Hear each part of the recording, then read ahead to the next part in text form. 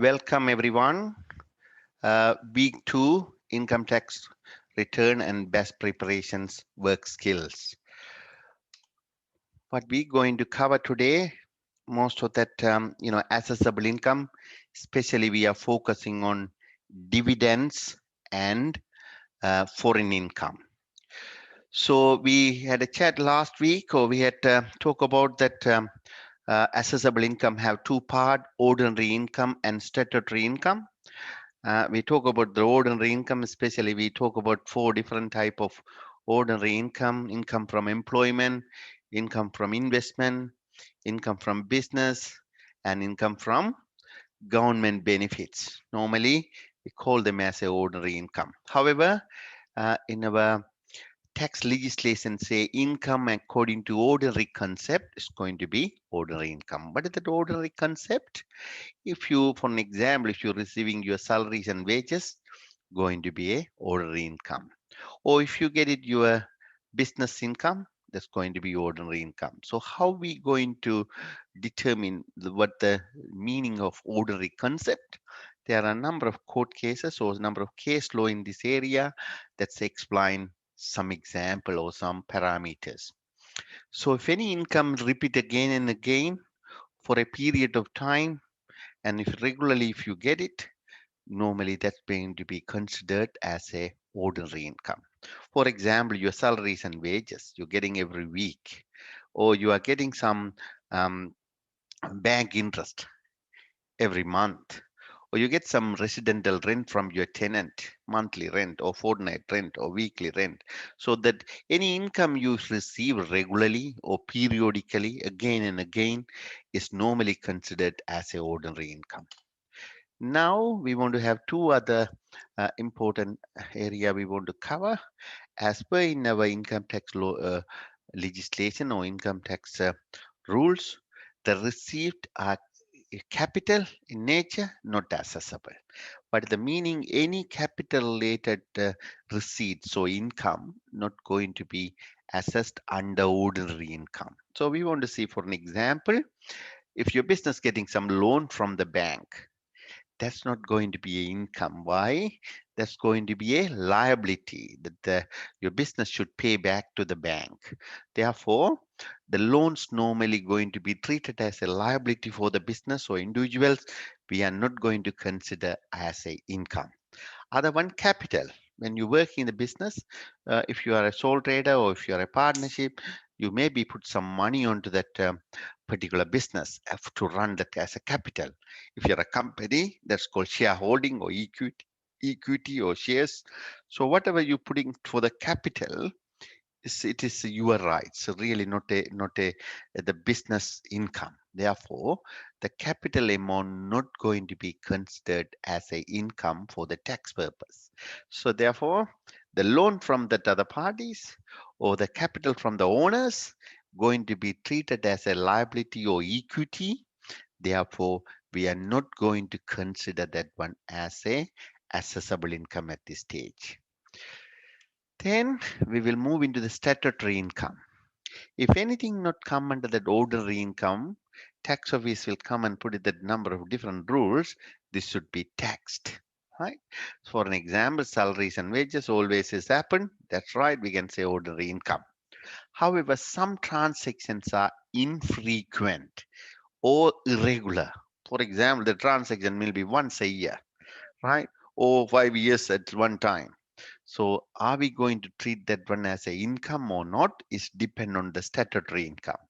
So in our Australian tax rule provide a special rule, certain type of income should be taxable, right? We will see what kind of income, how is taxable. I put it some list of items here one by one. I will go now. However, these items will be discussed in more details down the track. Net capital gain. What is the capital gain? We all know that when we purchase and sell assets, you maybe get some profit from that in your accounting terminology. For an example, your client purchased a investment property for $500,000 10 years before, and he sold it now for $700,000. So how much he make the profit? $200,000. He purchased for 500,000 and sold it to 700. His investment residential rental property. So he make it $200,000 profit. This profit in accounting we call profit, but here we call gain, right? Capital gain. So this may be a property, this may be a shares, this may be your jewelry, this may be some personal assets. There are different rules will applicable to the different type of assets. Down the track, most probably that with another next class, we will talk in detail how we going to calculate the capital gain, what kind of concessions available, and what is the tax rate, how we going to carry forward the gain or loss. This type of information we will talk next week. Second one, accrued leave transfer payments. So each and every employees, they are entitled to get some leaves based on their employment condition or employment agreement or modern award or state award or enterprise bargaining agreement. Based on this all the rules, each an employee may eligible to some leave payment or leave entitlements. For an example, normal employees, 4 weeks annual leave and 2 weeks sick leave and 13 weeks long service leave. If you not get that leave during the year, for an example, 4 weeks annual leave, because of the COVID and other situation, you only got that 3 weeks leave this year. So 1 week leave unused. It's mean you did not use that your entitlement this year. So most of that employment conditions allow this 1 week annual leave you did not get this year and move into that next year. So it's mean how many weeks you have next year? So your normal 5 weeks plus 1 week, 5 weeks leave, right? Annual leave. So this annual leave, if it is at, for an example, if you are terminated next year, you will get it that 1 week leave surely because that's your accumulated leave. Your entitlement, you did not use that. So therefore, when we pay that annual leave, that's going to be considered as a income, even though you did not apply and get that leave in the previous year. The next year, when you are terminated, if you, for example, you lost that your job, different reason, right? You may be resigned from the job, you may be a genuine redundancy, you may be terminated. So there are different reasons that employment will be end. When employment end, they will check that any leave previous year you did not take, it's carry forward to this year. If they paid that amount, that going to be considered as a in your accrued leave. You must pay the tax on that. So I will show you where we are going to enter this information in our tax return, right? So that's a very important to you to understand. I will just, we're going to cover this one a little bit later, just more details. However, I will just introduce today through our practice manager. If we go to that, in our normal Steve Smith example, if you go to that your income, this is salaries and wages, the common allowance, all good, employment lump sum payment. So whenever you a client or a employee, you get it that from your employer, any unused leave for previous year when they are settled that this income year, that should be included in the number 3. You can see here amount A, amount B. If you click here, it will come C and D as well. But how you going to determine A or B or C or D, it is depend on that leave which period, right? For an example, if your annual leave come from 1978 and above, that's a different that come under B, right? So we are not going to that talk at the dates and etc. because you will receive from your employer, or you will the client will have that this particular employment termination payment leave payments. So you just follow that payment summary and include. So under your number 3, you are going to include here that there's one question will come up: genuine redundancy or early retirement or for any other reason.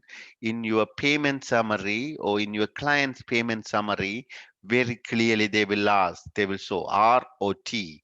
Based on that, you can select.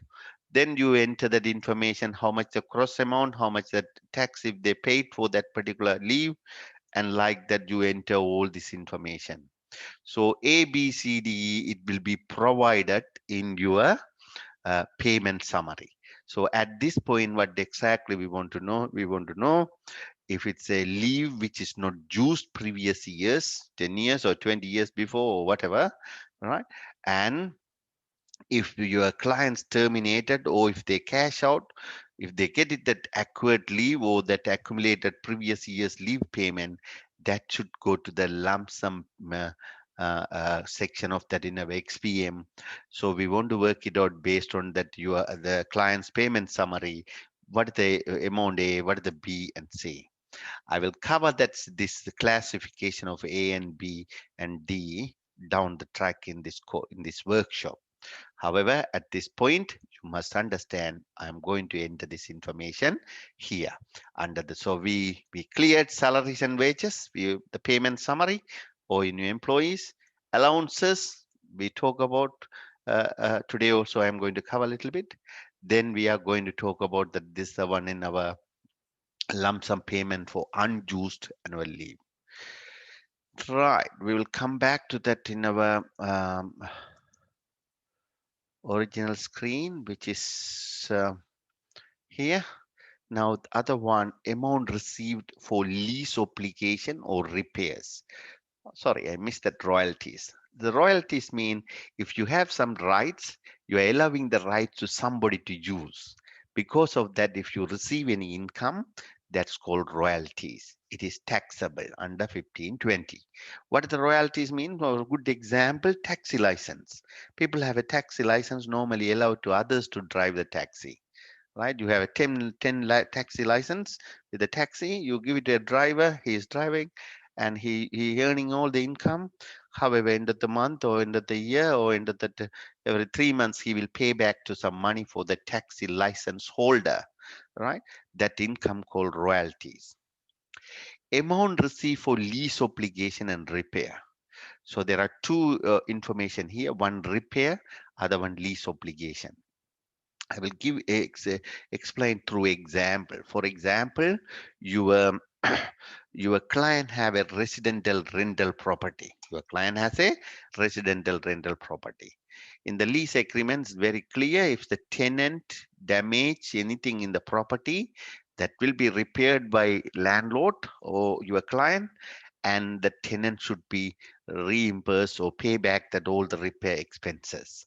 So for an example, you are in your circumstance, in our example, client did some damage, your landlord repair that property, $5,000.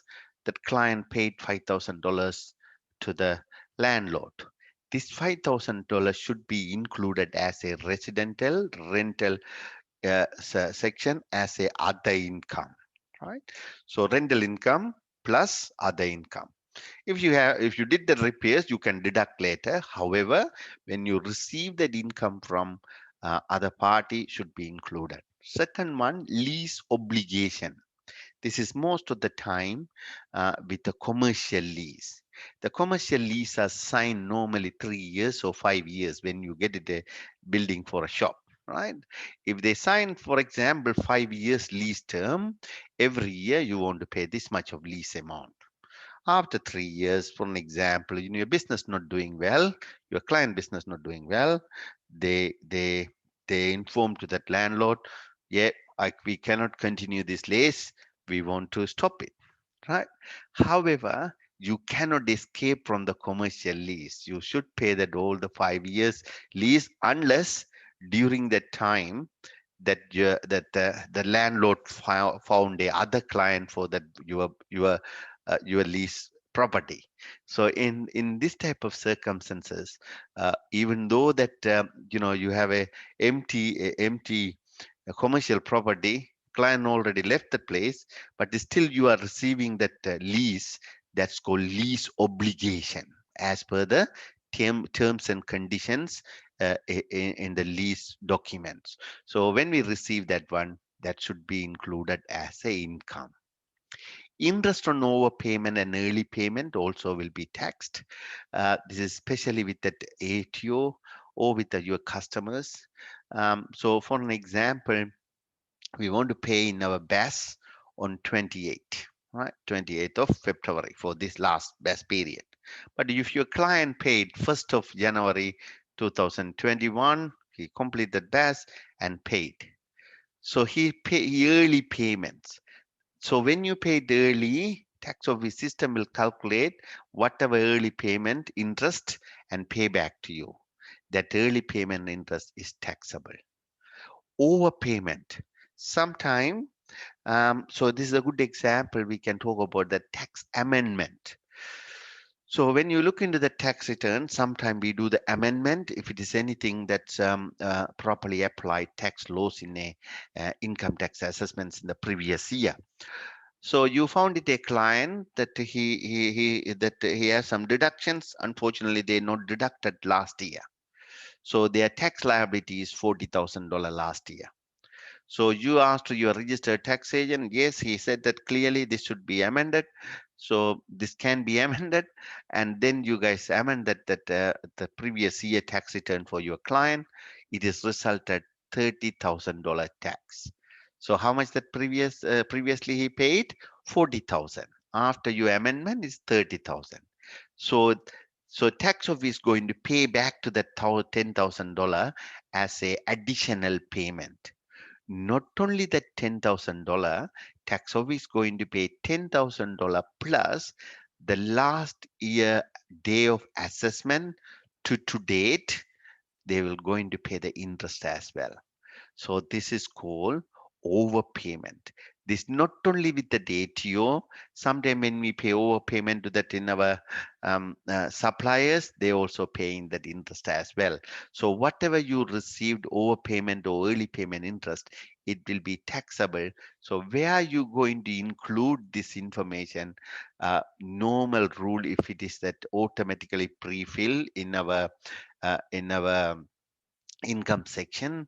Otherwise, that's you could put it if the supplier's payment, you could put it under um, you could put it under other income. So where this interest going to be reported in our XPM? I'm sure that you guys can see that XPM now. If you go to that in your item 10, so in this is the area automatically pre-filled from ATO pre-filling option, how much that interest your client received from ATO in regards to overpayment or early payments. So that's a cross interest. This is the area we are going to pre-fill in our bank interest as well, but normally both will be. So interest from the bank or interest from that ATO will be reported in this area. Now we will go back to that in our slides again. So you can, sorry, you can see, so excess of trading stock. So trading stock we're going to cover separately in other lectures. So at this point, excess of closing value over the opening value of a trading stock is going to be considered as a assessable income. For an example, so if any changes between that opening in your balance sheet opening value of the trading stock and closing value of the trading stock, if it's the excess of closing value over the opening value, it's going to be considered as a assessable income. If it's the other way around, if it's the excess of opening value uh, over the closing value, that will be a deductions, but we will discuss with them. This is very detailed. The next two section, the franking credits and dividends.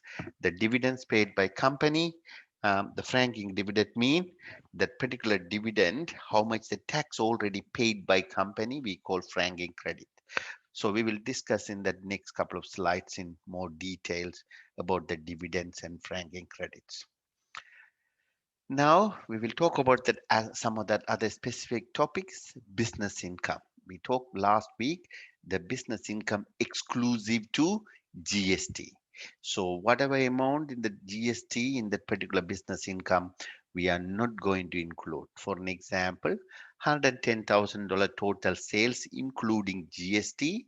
In that case, you divide by 11 and 100,000 only you're going to report as a business income, right? So the GST is going to be as non-assessable, non-exempt income. We will talk today's last part of the our lectures. GST will be not reported as a assessable income for the tax purpose. As we discussed in the last lectures, if someone not registered for the GST, right, then they're going to include their total income. For an example, a cleaner, their total income 60,000, not registered with the GST, they no need to take it out the GST component because in their sales there's a no GST component. When we come back to some time, the businesses may be registered with the GST, but they may be not charged the GST on their sales. For example, a medical practice, for example, a residential rental. So there are no GST.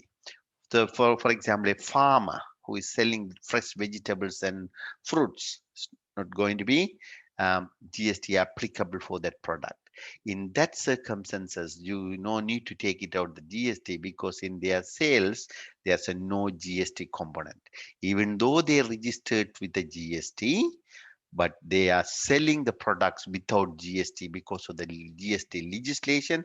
Therefore, they no need to take it out the GST component because in their sales, there's no GST component. For an example, a farmer who is registered with the GST, their total sales $330,000, you're going to include the whole $330,000 as an income because in their sales, there's no GST component.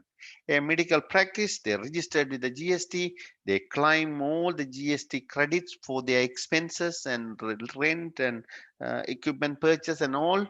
However, they cannot charge. Normally in your GP fees, there's no GST. So example, the GP practice total sales 3.3 million. So you are not going to worry about the GST because the GP services are normally GST exempted. Therefore, total amount of 3.3 million you are going to include. How you know that which businesses, which kind of services and goods are GST free? We will cover that one in the down the track under the GST rules. In that case, you can understand these are the sectors are no GST applicable. So when I do the tax return, I should include total income, right?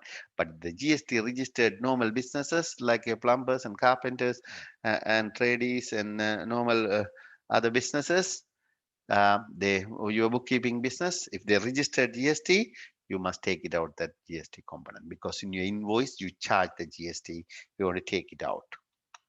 Now, one of the other challenge you may have different between hobby and business. Most of the time that some small income come to that business around 2,000 or $3,000, they may say, hey, this is my hobby, right? So what is that rule in the tax? If you're doing something hobby, it's going to be considered as a non-assessable. However, tax office have very clear guidelines to avoid that the confusion between hobby and business income. So if you are doing a significant commercial activity, you're advertising in that Facebook and selling that one through that you are looking for the customers and stuff, is normally that's a commercial activity. You cannot say hobby. If your purpose and intention in the taxpayer engaging the activity, your purpose is really growing the business as well as making the profit from that business, you are dependent on the bread and butter, you really that more your motive is making income. In that case, that's going to be a not a hobby, that's business. You must report the activity is profitable. So you are doing this all the activities making profit. Your cost is only $50. You are selling for $100. We can say you are doing a business. The repetition and regularity of that activity, how many times you are doing again and again doing. For an example, so one of your client is working as an accountant, $110,000 per year salary, but the weekend what she do, do some birthday cakes and wedding cakes and advertise through the Facebook and selling. So how many cakes you do? Every week you do that. So in that case, repeating and regular activity normally considered as a business income. Activity carried in a similar manner that normally ordinary business do, right? So if they are, for an example, if they're advertising, or if they are pre-planned to that sell their product different customer group, normally considered as a business income. I will give you one example, little bit challenge. For an example, in our same scenario previously we discussed, she's a accountant working full time and $110,000 of her income. But however, she's making every week, she's repeating and regularly every week, she making some cake Friday evening, and when she come back from the work that night, and Saturday morning or Saturday afternoon, she put in the Facebook and say, hey, here's the cake. So $200. The $200 really cover her material, for an example, right? It's nothing, any single dollar of profit or her electricity or gas or nothing, just a material cost of that one. So when it is that when for sell it the $200, very clearly we can see she have no profit motive, no business motive. She like to that cake, even though she is repeating again and again, but selling for that cost. So there's no intention like a commercial or business intention. She want to make it different cakes. That is her hobby. So we cannot just check that one. So one criteria here you want to see as a whole, right? So if a reasonable person in the community, when they're looking to the taxpayers that particular activity, if they believe this is really not a profit motive, this is not a business motive, in that case that going to be considered as a hobby. um, you're going to not going to be taxable. It's mean we no need to include. But when a reasonable person looking to the taxpayers that activity, hey, clearly she's doing the business, she's putting the advertisement in the Facebook, hey, anyone want to that birthday cake, please contact me. All right, I will discuss with you the fees and time and the design. So most probably it is not the hobby, that's a business, right? So this is the way this hobby and business work. When you start to work, you may have little challenge with this area, but you want to see as a reasonable person looking to that activity, it is really that motive is commercial or just they are doing for the happiness, and end of the day they are selling what is the cost of that one, right? Good. So now size and scale also one of the important. If the business plan exit, that's going to be a business. Gifts. Normally, gift, if you get it from your family, a monetary value, or it's mean money, so normally it's not taxable. So what we are saying, if you get it anything money or from your parents or from your grandpa or from your friends for birthday gift or whatever, it is voluntary payment without obligation. That's going to be a gift. However, if you receive the gift from because of that employment or because of that your business relationship, that may be taxable, right? So what that's generally not assessable unless there's a connection with your employment or business. For example, employer provides you um, $3,000 holiday ticket.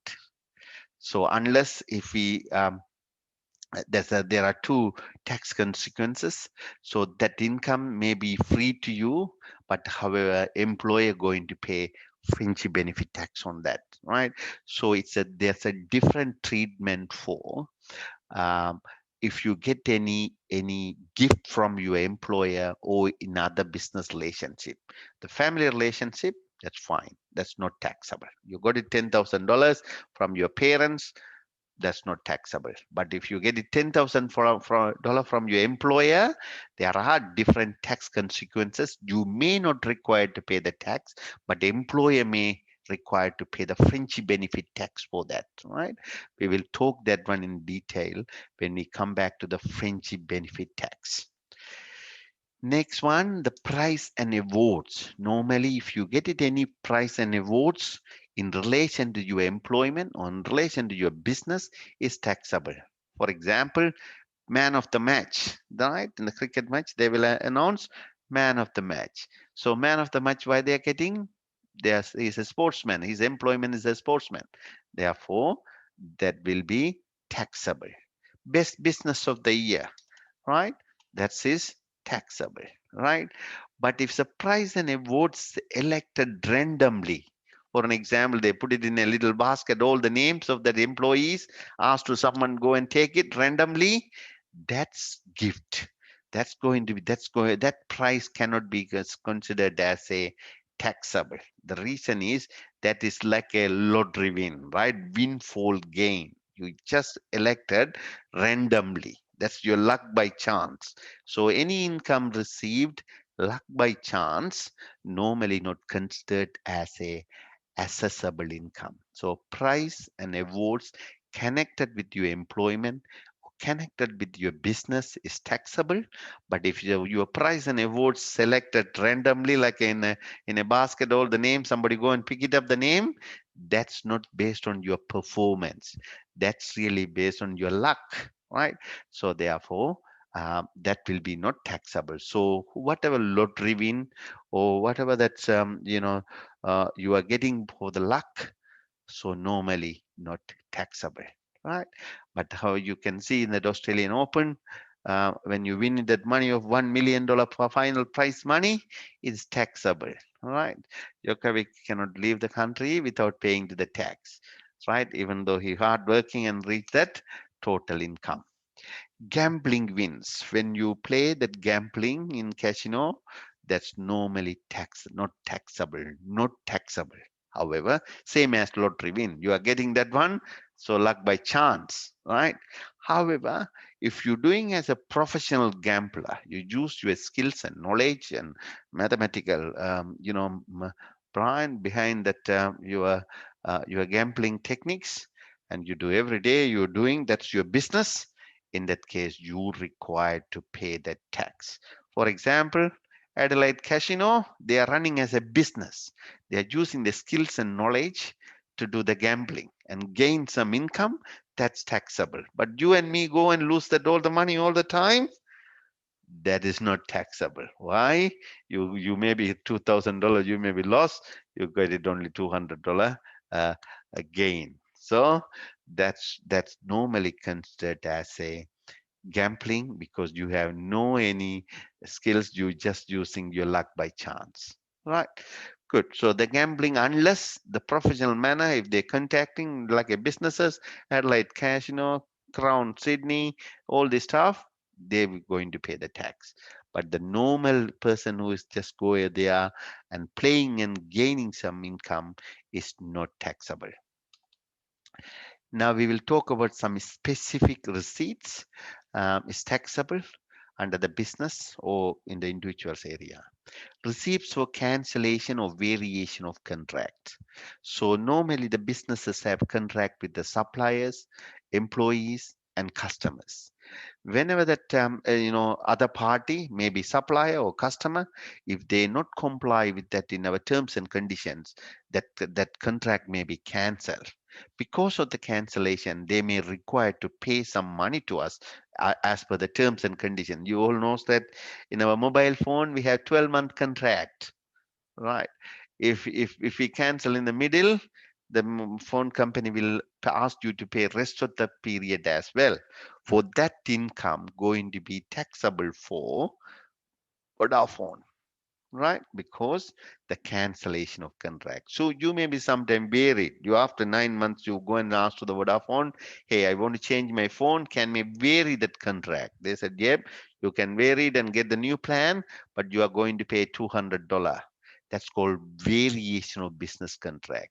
Even though they not provide the service for that, but that because of the terms and conditions of the contract, you're going to pay that variation fee. That's income for that particular Vodafone, and Vodafone should include that one as a assessable income, their tax return. This is called receipt for cancellation or variation of business contract. Subsidies received in relation to the business. Whatever that government benefits you received most of the time it is taxable. Right. So if you see that government subsidy, for example, job keeper payment, what you are receiving, it is taxable. So that all the businesses last 8 months or 6 or 7 months, they're receiving that job keeper payment from the Australian tax office to pay their employees. That should be included under the business income as a government subsidy, right? And taxable. However, we all know that all the subsidy, all the job keeper payment they received, that will be go back to as a wages to that employees. Therefore, it's not going to much affect to that businesses. But however, we must include that one as a accessible income. You may heard about that cash boost, which is provided by government. The cash boost, it is considered as a tax-free item. You can see in the ATO website, cash boost is a tax-free. The cash boost 10,000 or 20,000 or 100,000 is depend on the what kind of that business and your PAYG turnover, that they paid different calculation and paid some cash boost to the businesses, right? That the cash boost you received is not taxable.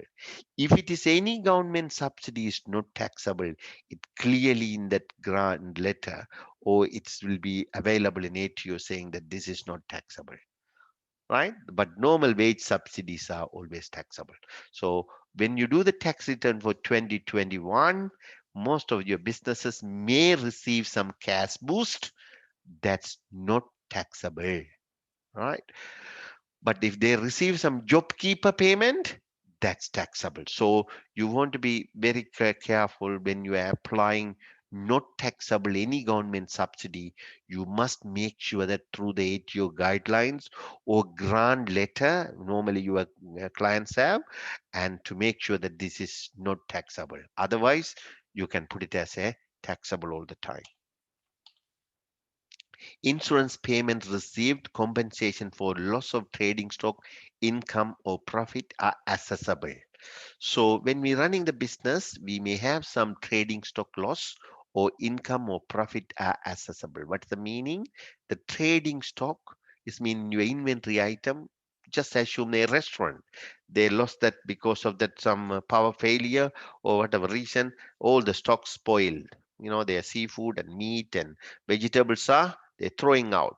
So they may claim from the insurance company for that type of accident or that type of uh, uncontrollable event loss, that type of insurance payment going to be considered as a accessible income. Not only that, some businesses normally put it as a um, income or profit loss insurance, right?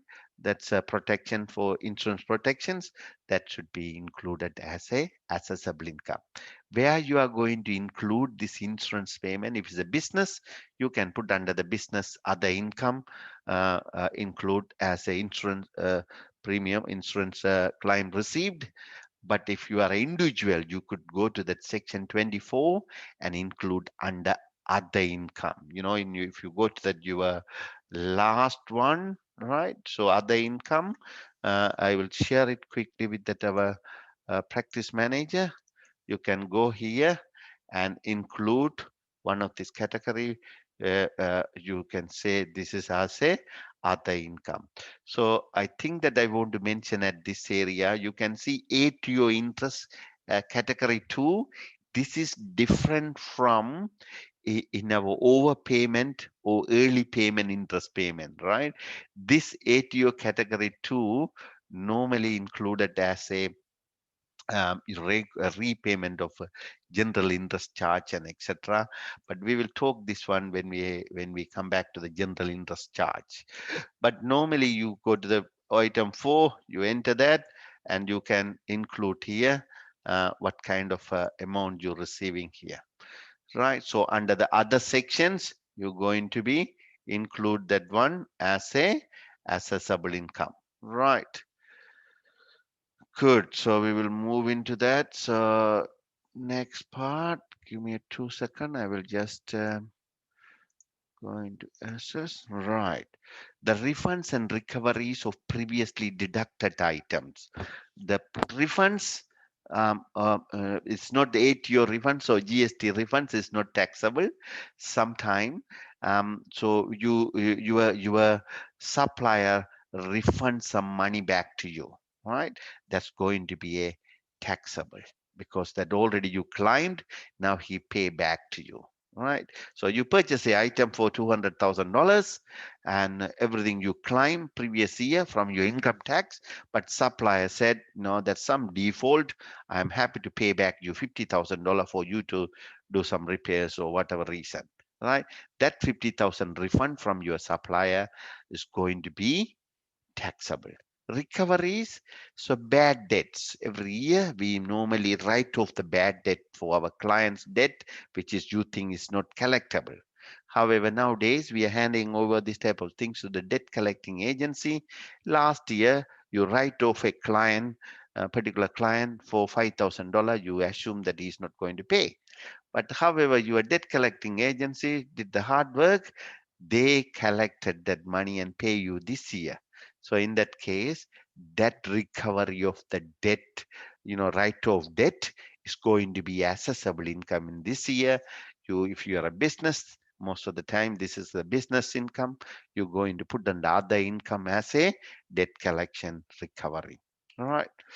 Foreign exchange gain, when you do the international business or for international trade, you may get it some foreign exchange gain. For example, you are selling some products to the international market. So you set that $1,000 in your accounting system here. You put that Australian dollar, $1,000.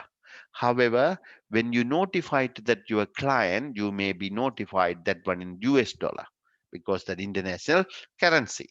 So that US dollar, when they're paying the US dollar to your bank account, you may receive more than what is that amount in the invoice, yeah, right? $1,000 Aussie dollar.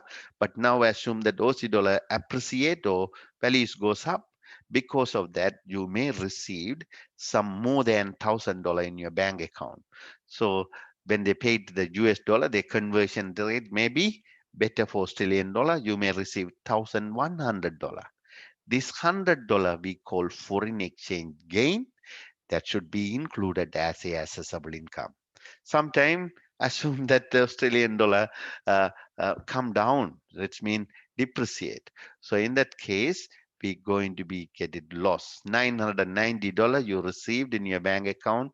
So it's mean that $10 loss going to be considered as a foreign exchange loss, and you can deduct from your income tax return as a deductions, right? That we will talk under the deductions. At this point, if the dollar appreciate, you maybe get it more than that whatever invoice you created in your accounting system. So that additional amount you created going to be considered as a foreign exchange gain, and it will be taxable, right? Whatever illegal business, if clients do, they're required to pay the tax on that, but they cannot claim anything for that illegal activities. Uh, um, Deductions, but it's very rare you are going to get this type of clients. Right, the compensation, the workers' compensation or accident claim. So you met an accident in your workplace, we call work cover. If you met an accident in the road, a car accident or whatever, you also may get it some compensation from other party or in your own compensation. So we were going to look into that here, how we going to treat the compensation claim. So there are three type of claims, no matter that workers' compensation or personal injury or accident or whatever, there are three type of repayments you will receive. How many, whatever the type you will receive, three type of repayments. One, that because of loss of your wages and assessable income, because of the accident you cannot work same as previously, or you cannot go back to work. So because of that you lost that your income, your wages, right? So insurance company pay some money every fortnight or every week, some amount as a loss of your income, right?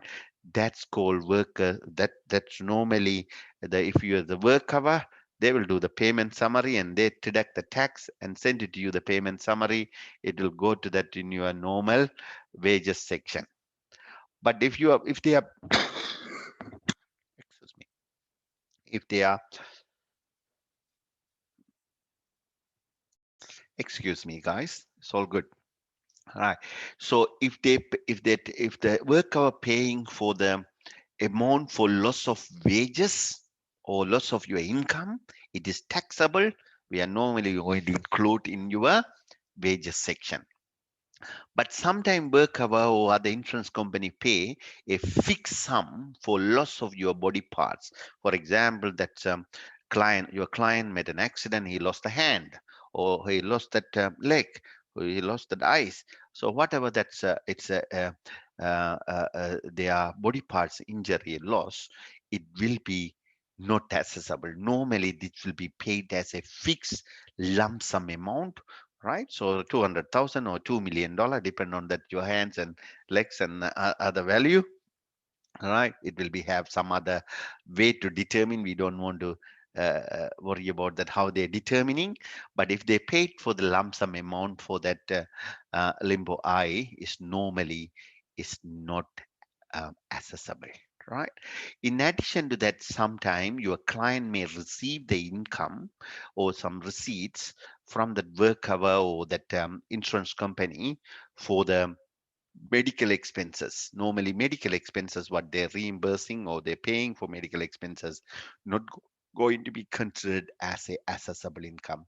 So three type of income: one for the loss of income, other one for loss of body parts, other one for medical expenses. The first component only accessible: loss of wages and adjustable income. Loss of body parts is not as accessible.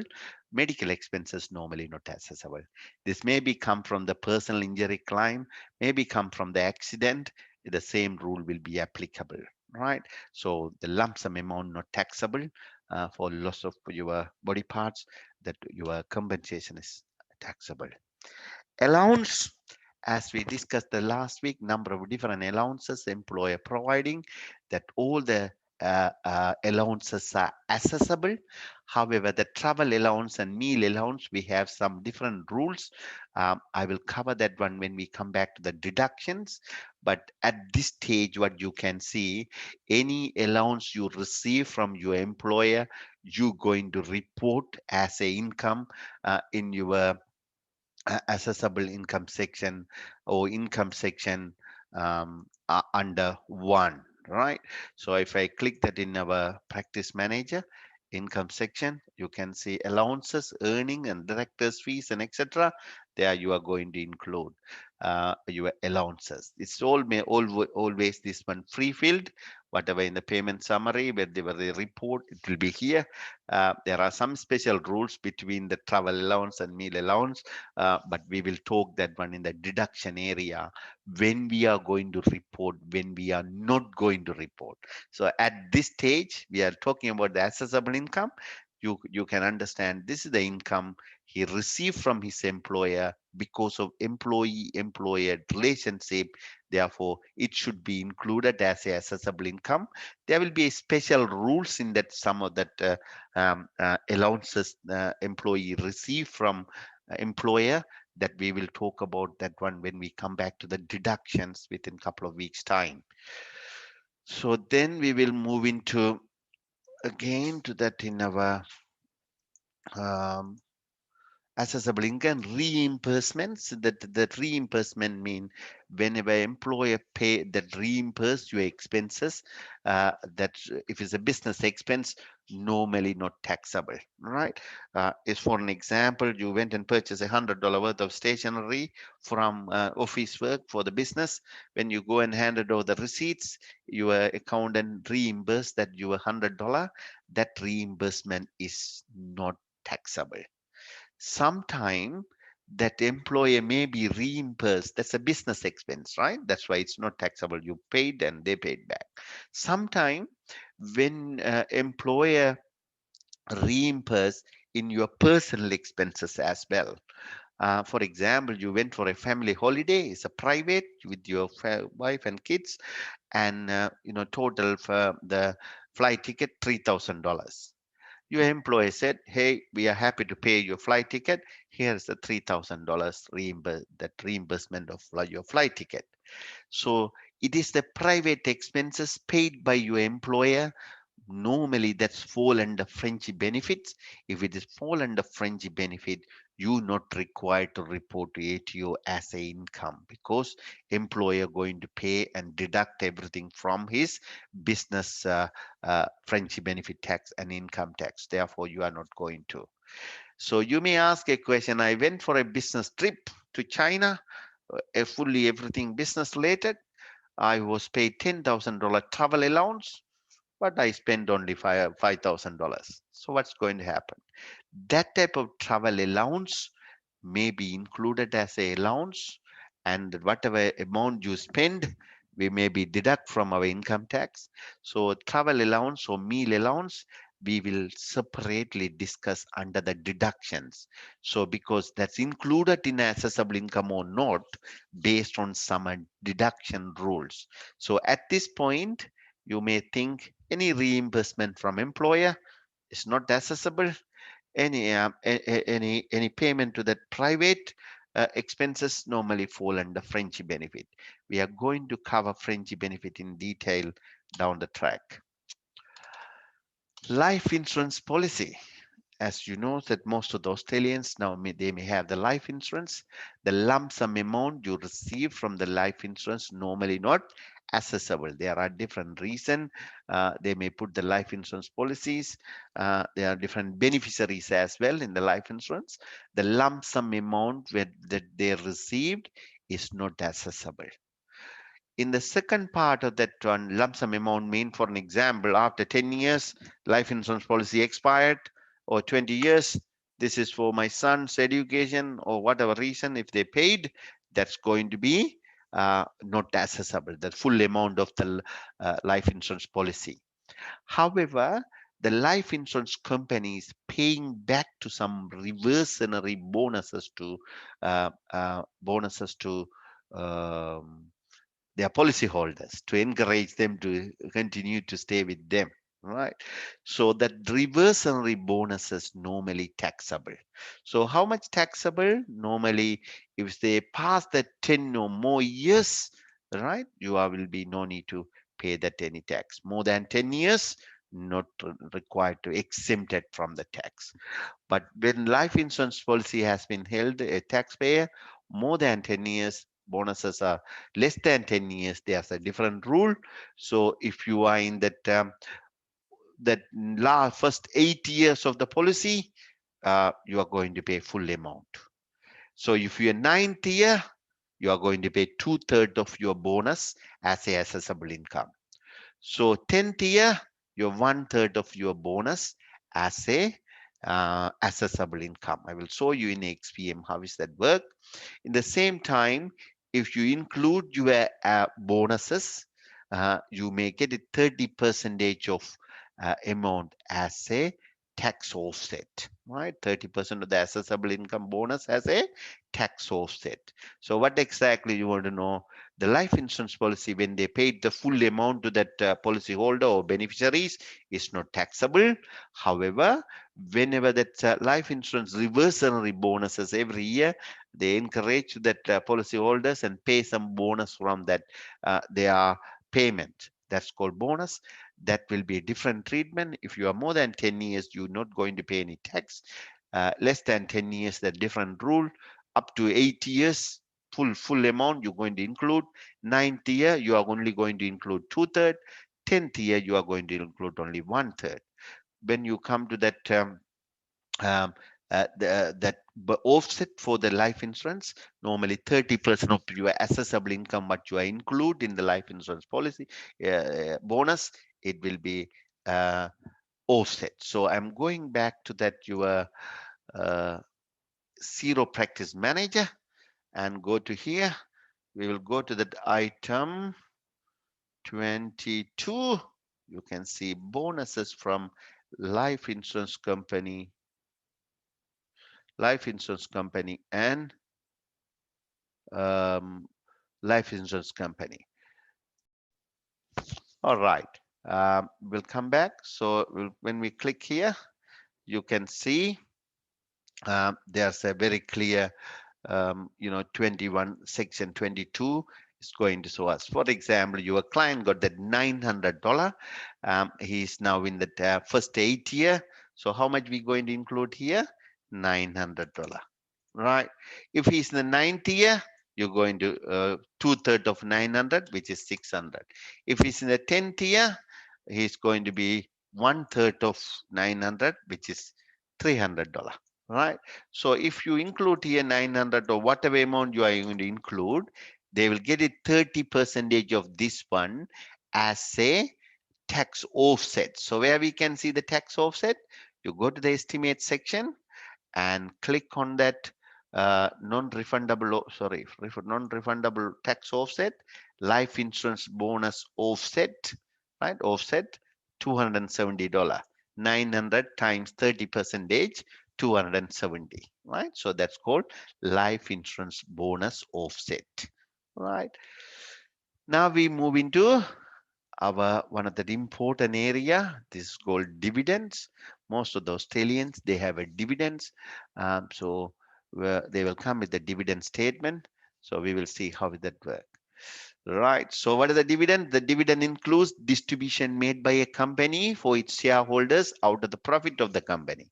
The company makes some profit, and right, so the accounting profit, from that profit, they divide that profit between shareholders, right? So however, this profit what they are sharing between shareholders, already tax was paid, right? Because the company paid the tax, whatever balance they're going to be divide between whatever balance or whatever company policy, they divide that amount between shareholders. So therefore, the dividends already, the dividend amount already, that tax was paid by company, right? Dividends paid shareholders, Australian resident companies are taxed under the imputation tax system. So we will say what is the imputation tax system. I will explain through a little Excel worksheet that's easy for you to understand this concept, right? I will open here a Excel sheet and sharing that Excel sheet in a second. I'm sure you guys can see that Excel sheet now. So assume that your client got that $1,000 dividends. How much they got it? Dividend $1,000. So what we talked a couple of seconds before, for this $1,000, company already paid the tax. Company already paid the tax. How much the tax we talk about the last week? So if the base entity 27.5% this year, if the non-base entity, all other public quoted companies are 30%, right? So you receive $1,000, assume that fully paid dividend, right? You receive $1,000 from your company, but they already paid 30%, right? Because this $1,000 after tax amount, right? What has come to your bank account. So how much that actual your total before tax, how much the amount? So this $1,000 really equal to 100% minus 30%, right? Which is 70, sorry. That should be general. So I type it straight away. You guys know that 70%, right? Why 70%? 30% tax already paid. So 70% is the balance, right? Balance 70%. Now we will see how much or total income before tax, total dividend, total amount. So if you want to calculate the total amount, $1,000 divide by 70%, because 70% equal to 1,000 mean how much? 100%, which is 1,428. Everybody happy with that? Sorry, 1,428. So how much the tax actually the company paid for our $1,000? The 1,428 minus 1,000, which is $428.57, right? So the tax paid by our company for our $1,000 income, 428. Now, so how much we going to that we can get back from that in our tax return? franking credit 428, right? This tax called franking credit because already they paid. So how much you going to report in your in your income as a income tax as a assessable income? This is your assessable income as a dividend, 1428. Most of the time when you do this exercise, client will be not happy. He say, hey, I only received $1,000. Why you are including 1420? Because some of the client they are receiving around $100,000 dividend sometime $10,000 different. They receive 10,000, you are including 14,280. They are not happy with that. They say, why you are including? So you must say, yes, $1,000 you received, but in your crossing company paid 428 tax. So the total your income will be 1,428, and this $428 I am adding with your income, we will deduct from your tax as a if you that franking credit, right? So it's means same as the some credit you paid. So I will show you in the XPM how is that work, right? That's the explanation normally we do when we're doing. So this is the company is that 27.5 percentage. So how is going to be? This one going to be 72.5 percentage. So that very easy for us. If we only change it this one to here, it will be a different. You can see tax will be a little bit less, right? So that's depend on what is your tax rate you paid, right? This is called franking credit. This is going to be in your assessable income. So I am still keeping 30%. You can understand easily. Now we will go back. I will minimize this one and go back to that your zero practice manager. Right. So when you go to the zero practice manager, if you go to the income section, right. So you are in the income section. If you go to down, you can see number 11, dividends. There are three type of dividends here: unfranked dividend, franked dividend, and franking credits. Right. There are three terminology. Now we want to know. Sorry, what that unfranked dividend? I should go still back to in my Excel sheet. Otherwise, you will not understand what is that unfranked credit. So again here, assume that because this year company did not pay any taxes, several reasons, because of the tax loss from the previous year, or they may have purchased so many items, the taxable income and profit not necessarily equal, right? The dividends shared based on the profit. The taxable income calculated with the tax rules, as I said last week.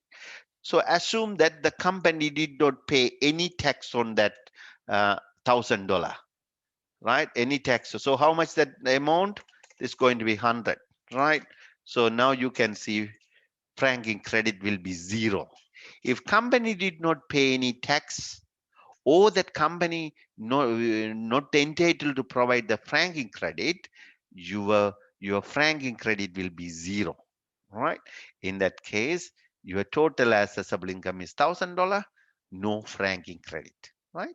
Now we will go back to that in our original slide of zero practice manager. Thank you. Right. So this is the dividend. So we will see one dividend. How is that work? So I want to go back to that in our 22 and delete that first in our 22 or 21, 22. Right. So we'll delete this one. So now zero. We'll come back to number 11, dividend. Put a new item. That's easy. So you can enter that information. The percentage of that share, that's the number of sometime 2 or 3 shareholders will be. I will say I put it 1 at this point. In that case is 100, right? The tax rate will be here 27 or 30. I will put it 30 at this point. Unfranked dividend. So first I will put the frank dividend, $1,000. How much going to be? You can see this is the one we did that Excel. 1,000 plus 428, 1,428 as a your assessable income, and you are getting some credit 428, right?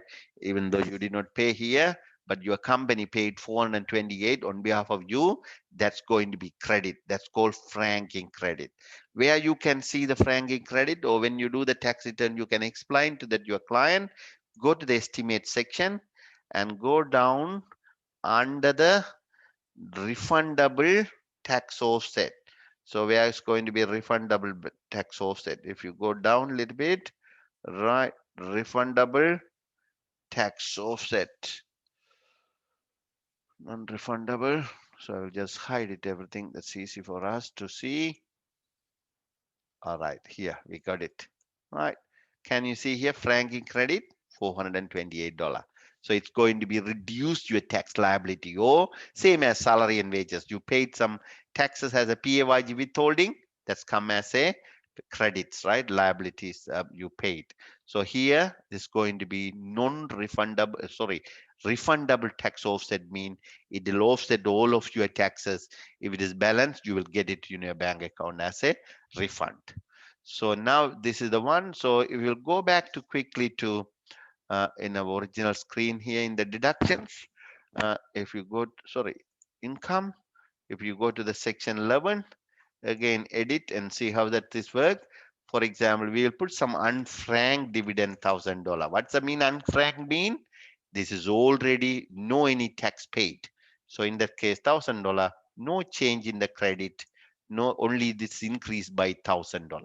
Or if I take it out this one now for your example, right? If you put it the unfranked dividends, they are not going to be franking credit, even though you put a 30% here. System will only calculate include in the assessable income, because for this $1,000 company did not pay the tax, or company not allowed to give that franking credit. That's some international companies running outside of Australia, non-resident companies. You will get it. Sometimes franking credits are not available because they did not pay the tax to Australian tax office. They are from other country. For example, you have some shares in that in US company. They are not paying the tax on Australian tax office. They paid the tax on American US tax system. So therefore, Australian government or Australian tax office is not going to give you a credit, because that's franking credit is zero, therefore unfranked dividend, right? Excellent. So this all pre-fill, normally, as I said previously, when you click that online pre-fill, all the dividend statement information will be automatically fall into here. 10 or 20 or 30 shares, everything will be listed here. So you no need to worry about that for the normal typing. However, whenever clients come with the dividend statement, you can make sure that that is matched with that here. Very, very rare occasion it will be a not match, because nowadays everything that very sophisticated live update with the tax office, anything when they issued the dividend statement automatically go to ATO. Now we will come back to that in our assessable income again. So this is the one I talk about, franking credits. So very clear. Frank dividends, as I said, Australian resident company who is paying the tax to Australian tax office, they are eligible to give to that their client, that their shareholders. Frank dividend, unfranked dividend, some reason Australian resident company maybe not pay the tax because of the tax loss, or because of that other deduction rules, or maybe a company uh, and abroad companies also not, they are not eligible to give the franking credits. That's called unfranked dividends, right? The treatment, this is the one we explained very clearly. Franking dividend calculated like this, and that you can use this one, the same one in your XPM, and see what the answers come up. Nothing different. It's automatically calculated while you are working as a tax consultant. You must understand what is this rule, how it is calculated, but the system will calculate it automatically. You must see where's the amount come up, where's the franking credits goes. Now we're moving to that very important area that's called foreign income. So last week we discussed that some clients required to pay the foreign income as well. There are three type of residency we talk about. One Australian resident, non-resident, and temporary residents. Australian residents, they are going to pay the tax, not only Australian sources income, they are paying to the tax from that foreign income as well. Non-residents, they are only going to pay that income from Australia. Temporary residents, who are the temporary residents, their tax rate will be Australian tax rate. They are Australian residents. However, they not meet that Social Security Act 1991 to get some Centrelink benefits, right? If they not satisfy the requirement for Social Security Act 1991, they call, even though they are Australian resident for the tax purpose, they will say Australian resident, temporary resident tax purpose, right? So in that case, they must report all the income from Australian income plus any foreign employment income. How is that possible? For example, a skilled migrant move into this country and he is still not eligible to get any Centrelink benefit. He come with a family and he's Australian resident now for the tax purpose. However, he couldn't get the job in Australia. He got the job in New Zealand. He's working now in New Zealand for the New Zealand company and he's paying the tax in New Zealand, right? However, he is a temporary resident for the tax purpose.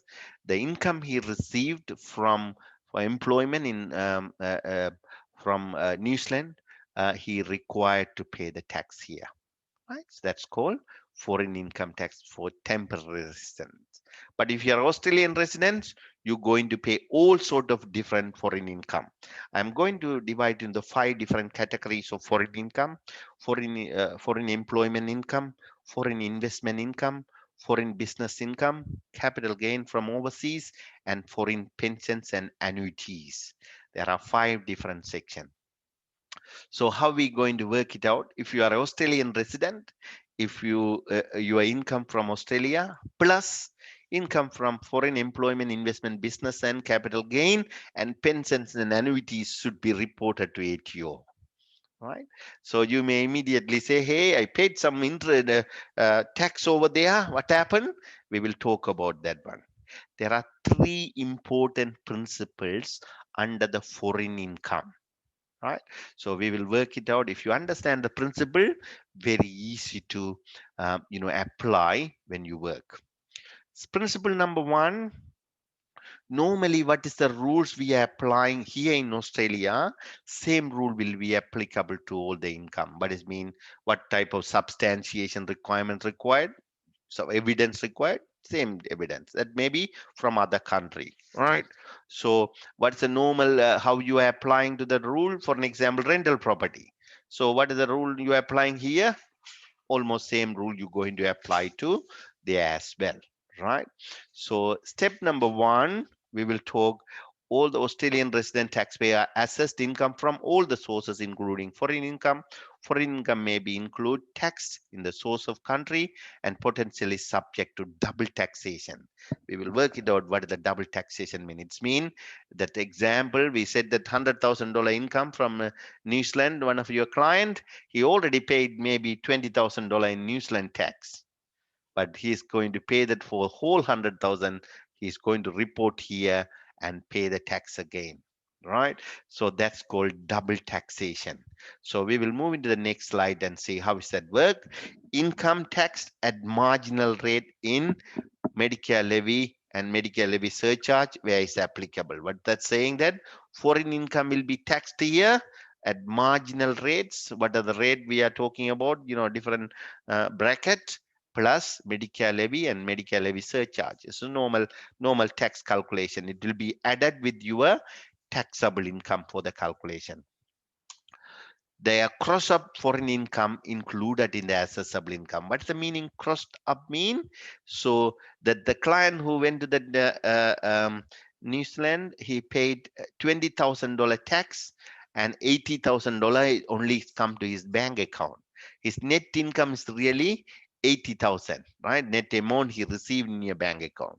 However, when we are report to the ATO, you're going to include 100,000. Same as here. We are including in our income as a cross wages as a income, right?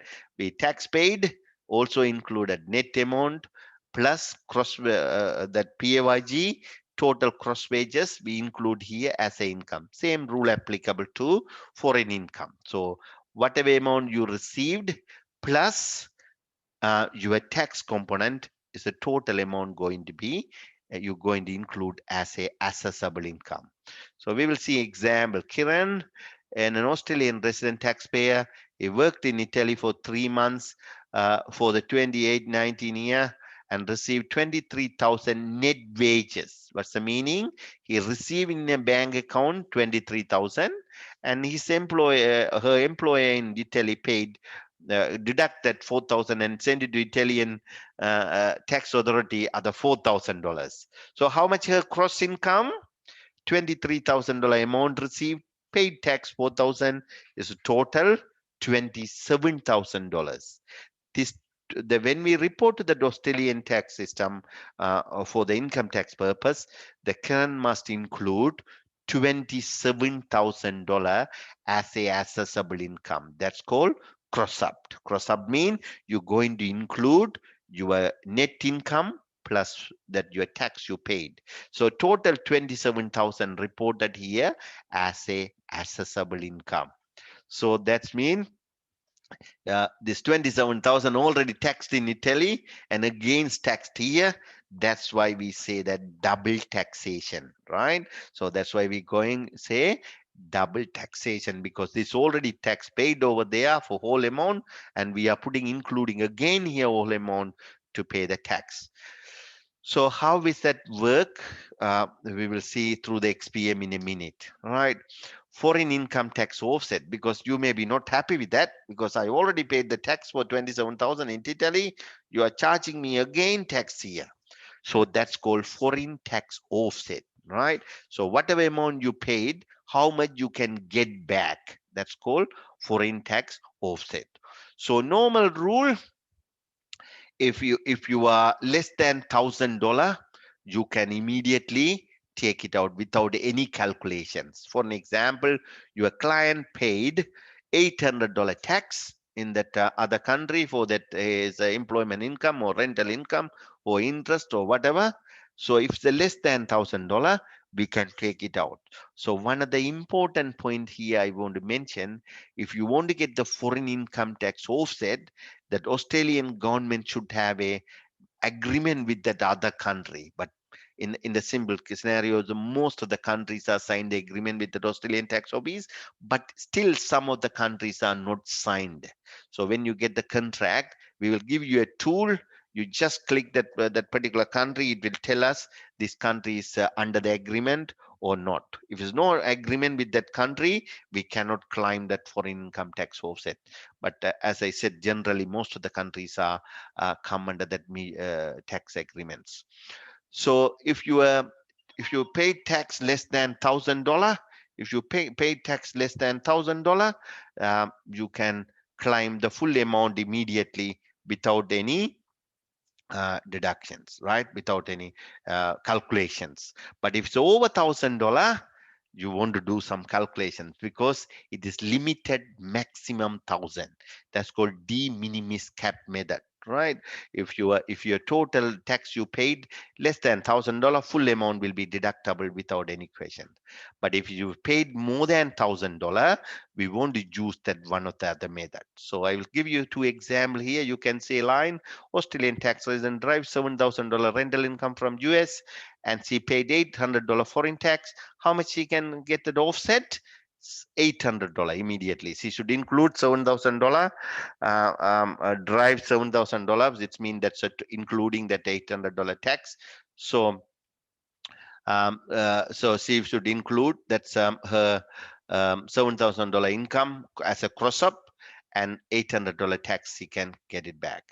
So other one tax paid is less than $1,000, right? So that's a line 54800. Excellent. What is now if she paid $1,200 tax, she can maximum claim using this method. What the method? De minimis cap method. Maximum she can claim $1,000. She may be not happy with you, right? Not happy to pay your tax agent fees. Therefore, we have other method that's called foreign income tax offset cap method, right? Foreign income tax offset cap method. So how are we going to calculate? Step one, calculate the tax payable on total taxable income, including Medicare levy M1 and M2. So really, when I explained in one of the class, I think Sunday morning, I did not really include that Medicare levy. One of the students really that's clarified, and I just checked that legislation I included here. So that calculate the tax payable on the taxable income, including Medicare levy M1 and M2. You calculate the whole income. It is include Australian income and foreign income. Step 2, calculate the tax payable on Australian income source, including Medicare levy M1 and M2. So different between step 1 and step 2 going to be your foreign income tax offset. So when you do this workout, whatever amount come up as a foreign income tax offset, that's the amount maximum you can climb, right? You cannot climb more than that. If they paid more than that, this calculation, that bad luck. Right, so we will see one example. Nicholas is Australian resident. He derived $10,000 net dividend and he paid $5,000 foreign tax, and his assessable income in Australia 76,000.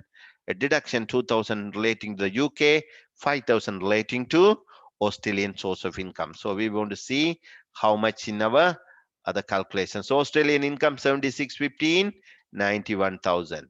So the foreign income, to the deductions 2,000 and 5,000, 7,000. So why I put that 15,000 here? Because he received 10,000 plus 5,000 tax he paid, so total 15, right? So deduction 2 and 5, 7. So her Australian taxable income 84,000.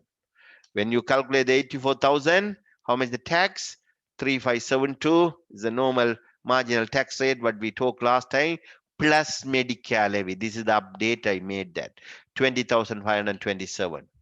And when we come back to the other side, in your Australian income, how much? 76 minus 5, 71,000. So tax on 71,000 plus Medicare levy, which is 16,042. Difference between two, 4,485. So how much maximum she can get the tax offset for FITO? 4,485. How much he paid? $5,000. This is called FITO cap. Even though you paid $5,000 tax in UK, but if you use it this method, it's coming as a 4,485. So maximum you can climb 4,485, right? That the rest of that $15, sorry, that $515 is gone. You cannot carry forward or anything. It's gone, right? So we will see this one through that in our, and rest of the calculations are LITO and FITO is same, right? Your total tax on 84,000, this much, and FITO is this much, LAMITO is this much. You are going to add the Medicare levy, it will come up. That's a normal calculation. You work on that, right? So now we will go back in our Steve Smith example and see how these calculations are work. I will delete this one. That's easy. So what is it? The step number 1, how much her Australian income, or how much her total income? $84,000, right? So I want to put it that both separately.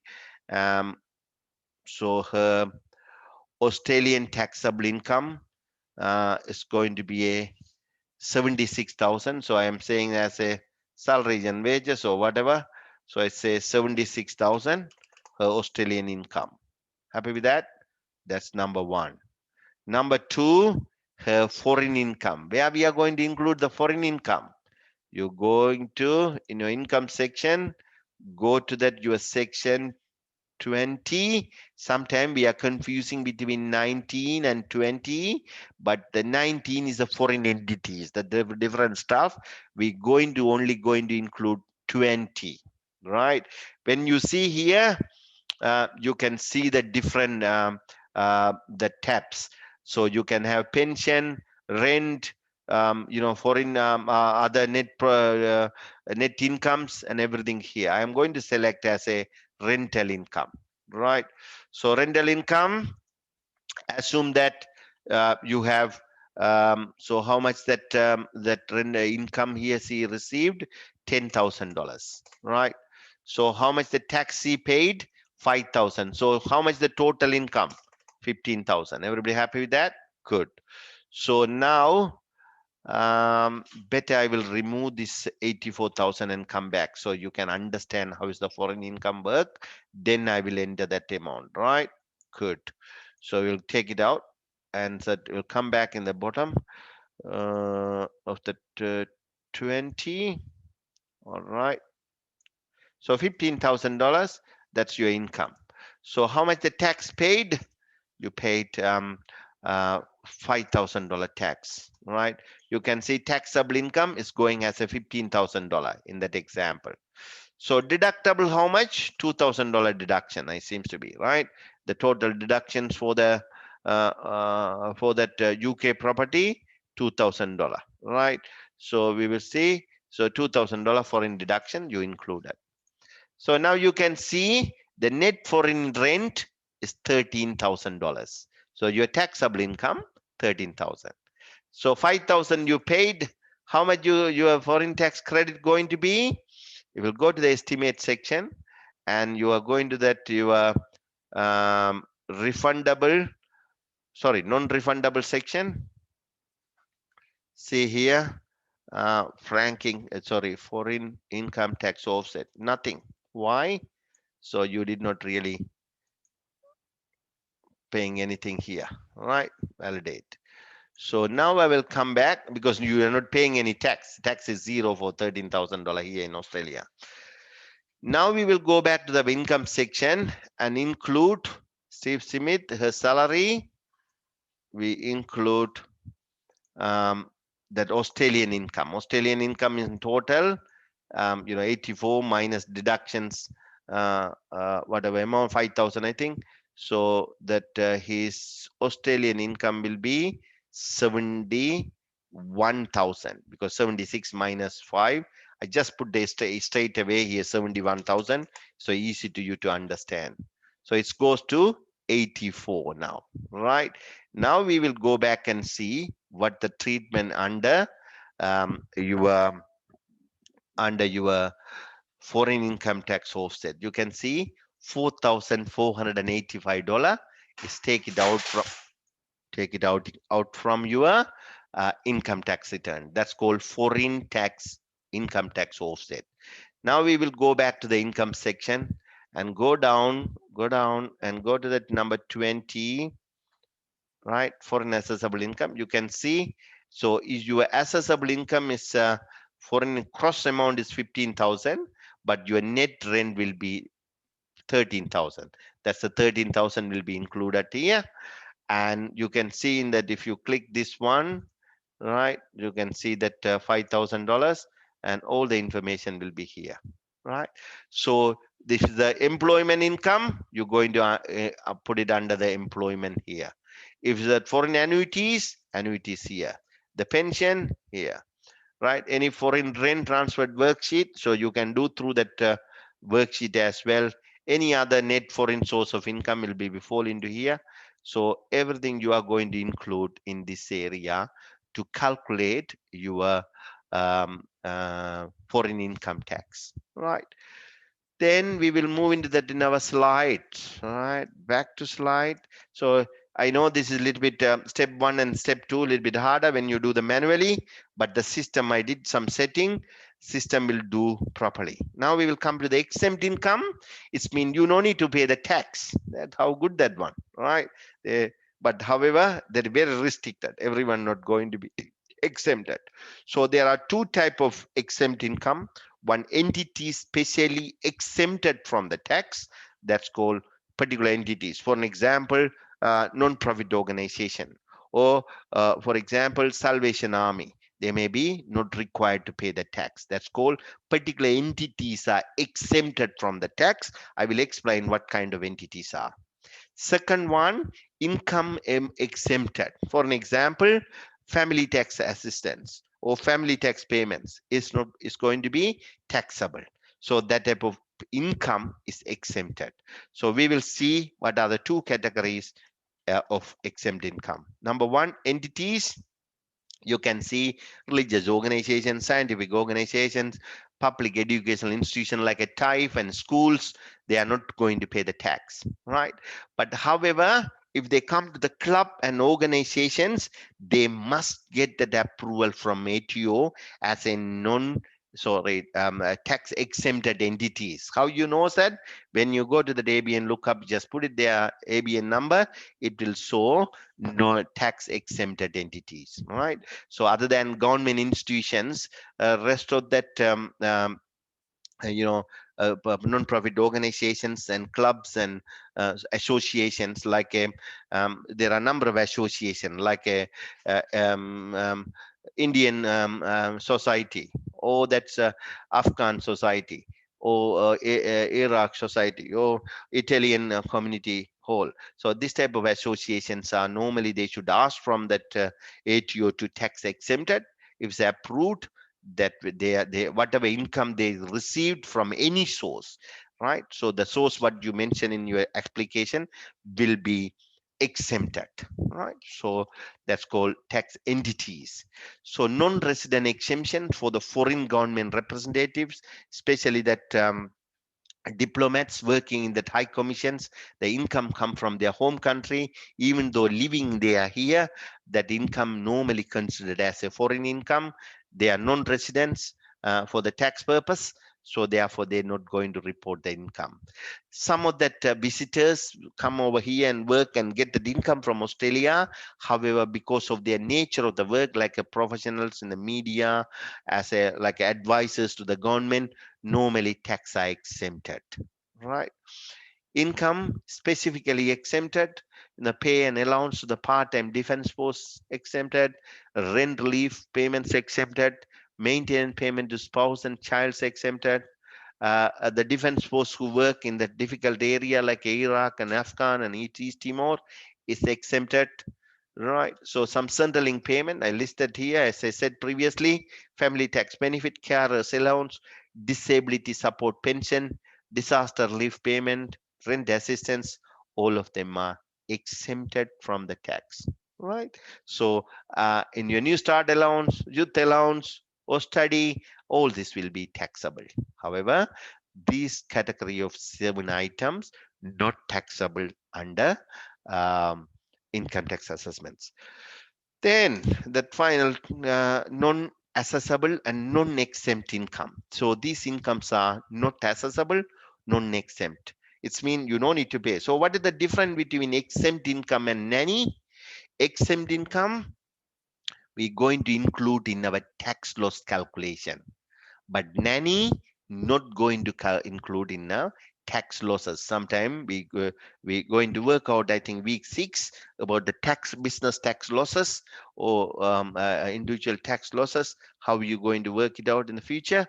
That type of tax losses we know not going to include nanny, but we going to include for normal exempt income for that calculations. That's the difference between two. So you can see some example: exempt income, GST. I talk about that one. So GST is not taxable. Frenchy benefit is not taxable. Whatever amount you received as a Frenchy benefit or through the your salary sacrifice is not taxable. The tax-free amount of genuine redundancy payment is not taxable. That's going to be nanny, right? When you get the genuine redundancy, the people get it the two component of that genuine redundancy payment: one tax component, other one tax-free component. The tax-free component is not taxable. That's come as a nanny. Even you not include that amount as a as a um, tax loss. All right, that's I think we are going to come to the end. Thank you for your time today. And so what we covered today, we importantly dividends and foreign income, and foreign income tax offset. That's a key area we covered, and we covered a little bit about the exempt income and nanny, non-exempt, non-assessable and non-exempt income. And from next week, we are going to move more technical matters. Not next week, then from the next class. Next week, there's no classes or no workshops. See you in a couple of weeks' time with a capital gain. Thank you, everyone.